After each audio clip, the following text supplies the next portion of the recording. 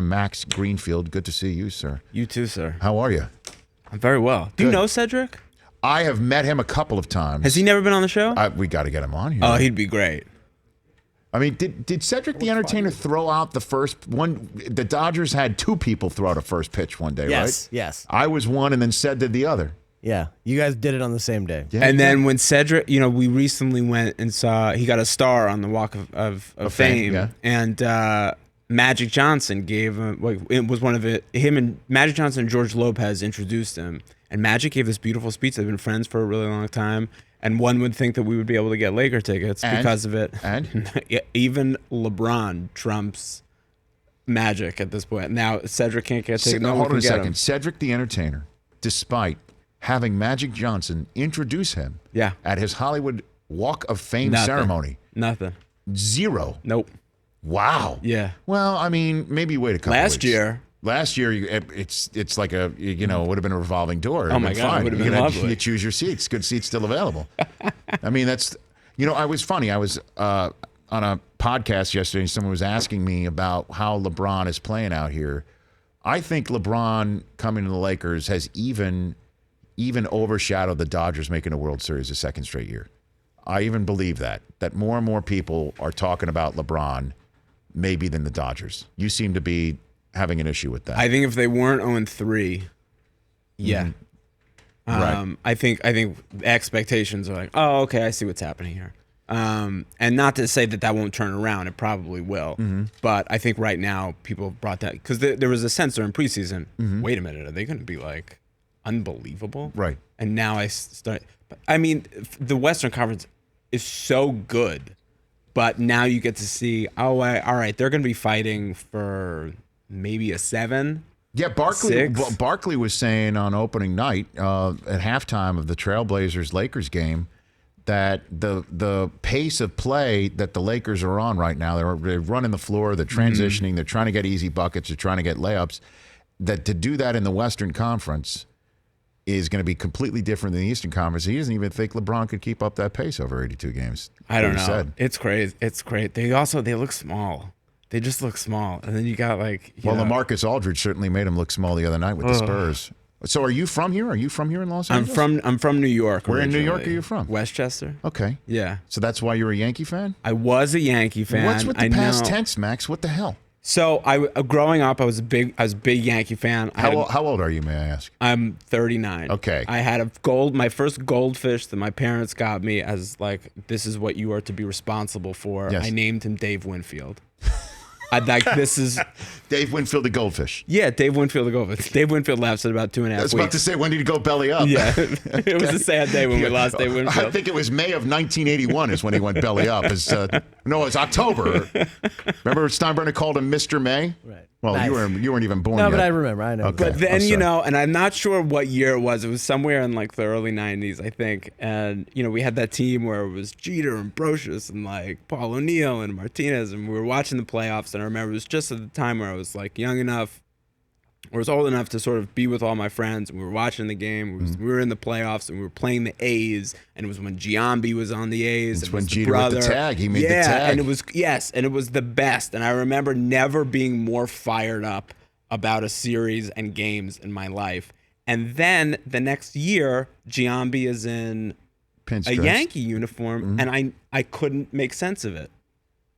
So what happened to the Dave Winfield goldfish owning Yankee loving Max Greenfield? I don't know what happened. I couldn't make sense of it. So Giambi is what caused you to 100% jump the shark. And then it was Giambi, and then it was sort of one of those moments, like a Kaiser Soze moment, where you're like, wait a minute, Boggs and Clemens, and then A-Rod at some point. And you're like, well, what have I been doing this whole time? And I really I turned on them a little bit. And now I'm not, and it's the same. And now you're out? Yeah, man. They won't pull you back in? Yeah. Aaron Judge is not pulling you back in? I mean, he's exciting, but no, can't do it. Sort of turn to the Dodgers a little bit. Well, we're out of time. So you now jumped on the Dodger bandwagon? I mean, kind of. The Dodger team? I'm not Reggie Jackson hit 4. I know you're too young for the Reggie Jackson 3 home run game. I'm not really a baseball fan now until late September. Okay. October. Well, look, now you're a busy man. I don't know if do you have kids? I have children? 2 kids. Or Yeah. You're raising them as what? This is a good question. I only ask those, Max. I take my daughter to Los Angeles Kings games. Go Kings, go. Well done. We've gotten into the Kings, which is exciting. And I was never really a hockey fan, but we have a good time there. I love LeBron, so we're gonna sort of do the Lakers, but we're a Knicks family. See, now I was about to say, because I left the Knicks like you left the Yankees. Okay, all right. My moment for the Knicks. Because it felt like you judged the move, and now all of a sudden. No. I definitely judged. You were correct in picking that vibe up. Yeah, I judged. I hear you. Aaron judged. Yeah. Okay. And I'm also right about what I'm about to say about the Knicks. Okay. Okay. Because the same way you felt about Jason Giambi. Yeah. Now suddenly becoming us rather than What was them. your Giambi moment? My Giambi moment was Charles Oakley getting his ass dragged out of Madison Square Garden and made to sit a night in jail. That was while not the owner cool. sat with his scarf and his coffee cup and he wasn't bothered to even stop what was happening. And that was after all of the nonsense that was going down with Isaiah Thomas and all the craziness with Phil Jackson. I'm going to get banned from WFAN. But Knox doesn't pull you back in? Knox doesn't pull me. Porzingis did. Okay. He pulled me back in, and then Oakley got pulled out. Yeah. And Porzingis almost got traded, which thank God didn't happen because Phil Jackson still had his hands on the wheel for one last draft before they fired him. Hold on a minute.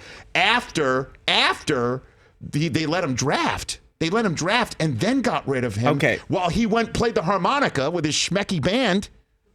We're in a Dolan wormhole. By the way, we're in a Dolan wormhole. There's real hope right now, though.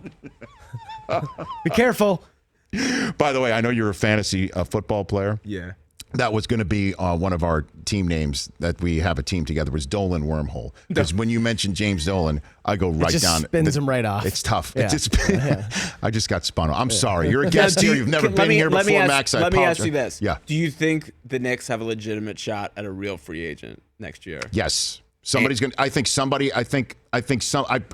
said that somebody's going to take Dolan's money. And I'm hoping it's Kyrie Irving. Really? Yes. Why? Because that busts up the Celtics. Okay. And it's exactly what the Knicks need. Some guy from Jersey who knows what it means to play in the Garden, who respects it despite the fact that the man who owns the place disrespects everybody that walks in there. I'm never going to be allowed in that building. I don't care. You can keep holding your tongue because you want to go in your building. It's funny. I think every celebrity that loves the Knicks won't like. I know they won't say it. The fella from Simmons' group network. Why am I blanking on his name? Oh yeah, I know you're talking about. Okay, he was tweeting back and forth with our buddy Ferrara, Jerry Ferrara. Oh yeah, Jerry's a good buddy of mine. Jason Concepcion was tweeting back and forth with Jerry Ferrara about the Knicks, and I jumped in about Dolan. And then as soon as I mentioned Dolan, Ferrara was out. Got to get out. They all want courtside seats still. Got to get out. Yeah, Jerry has seats. Okay. Yeah. Jerry's big in the organization. He has the. He's got the Drake. Is he the Drake role? I think quietly. I mean, you Spike can't really is the be Drake Spike role. Spike is the guy over there. Yeah. But Jerry runs their video game league. He's the manager of the Knicks video game league. He can't be kicked out of the He's on the Dolan payroll. family. How are you enjoying doing the neighborhood with Cedric the Entertainer? It's the best, man. It's like a real old school. I mean, it's an old school multicam, which is really nice. And I think like not a lot of them exist anymore. In front of a live studio audience. Live studio audience. It's not really a joke-based comedy. It's really situational. And there's like the writer Jim Reynolds, who created the show, has really allowed it to have these real moments. And where there isn't necessarily a joke at the end. They don't let the audience off the hook. And you get to really know these characters. And it's been so much fun. Yeah. And what's it been like with Cedric the Entertainer? I mean, as you point out, I mean, he goes way back here in Los Angeles. He knows everybody. And he's really is he really is a legend and just knows everybody and has so many of his people. Like Ray Lewis came by the set the other day. Like there's just all these like people that just will roll through. Ray Lewis. Yeah, Ray came through. It was really cool. He's a big dude. He's bigger than you think, right? Could you imagine him in pads coming angry downhill at you? He's got an enormous head. I never really thought about it that way. like I had a buddy of mine who played middle linebacker at UMass, and he said that the scouts came up to the NFL scouts came up to him and they said, "Let me look at your hands," and he was like, "What?" And he showed him his hands, and they go, "Oh no, you're like 70 pounds more than you should be." And he was like, I at the time I was. He had like beefed up. Just by looking at his hands? Because they could see that his hands were disproportionate to the rest of his body. And then you see some of these guys like Ray Lewis, and I remember I met Lance Briggs, and you're like, these guys are freight trains, and like the wheels fit on the train. You know what I mean? We were talking about this the other day about Urlacher. When you meet Urlacher, he is way taller than you think he is. Willie McGinnis. Ooh, I have a good Urlacher story. This is now the floor is yours. So we were doing. This is many years ago. This is when he was bald. Yes. Okay. Oh, totally. And he was a young bear. Okay. We were doing a celebrity This is when NSYNC was still a group. We were doing. There was a. I was like on. But by the way, they still are a group. I guess so. We were on, but this is before Timberlake went solo.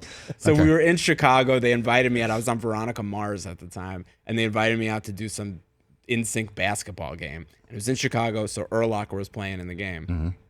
And you could tell once it sort of once they tip the ball, this guy like just doesn't know how to go half speed. Mm-hmm. And there was some drummer from some band, like some poppy, guitar band. Got in the way. And he was going for a loose ball, and Urlacher thought, I got a chance of this. This guy mowed down this poor drummer from whatever, and Spinal Tap, in a way that was every like teen girl who was sitting there going, "Oh my God, we're seeing them play basketball," was like immediately horrified. And you could see Urlacher got the ball, like knocked it back in bounds, and you could see like it was just. There wasn't any sort of recognition that I had just murdered a pop star on the side of the court. Well, that's why he's in the Hall of Fame, Max, because he only knows one speed. It was really cool to see. Well, it's been cool hanging with you here. I am Greenfield on Twitter. Check out The Neighborhood with Max Greenfield, Cedric the Entertainer, and more. Mondays on CBS at 8 Eastern Time. Come back, sir. Thanks, man. Good Appreciate to see you. it. Good luck to you in your fantasy football season from here on out. We're doing all right. That's Max Greenfield here on The Rich Eisen Show. The Rich Eisen Show, weekdays at noon Eastern on Audience.